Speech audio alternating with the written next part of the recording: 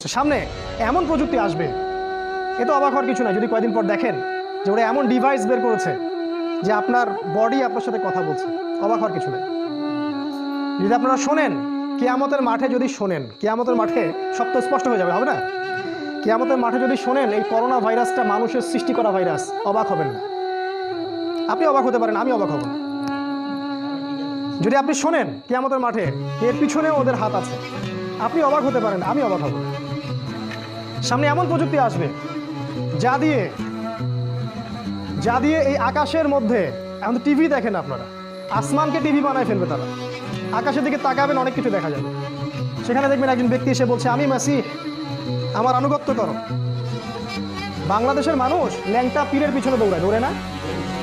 আর যদি আকাশে এরকম কাউকে দেখে যে বের হইলো এবং বললো যে আমি মাসিহ, তোমাদের ত্রাণকর্তা, আমার আনুগত্য করো, জান্নাতে চলে যাবে, মানুষ কি মনে করছেন যাবে না? বহু মানুষ আছে সব এক চোখা।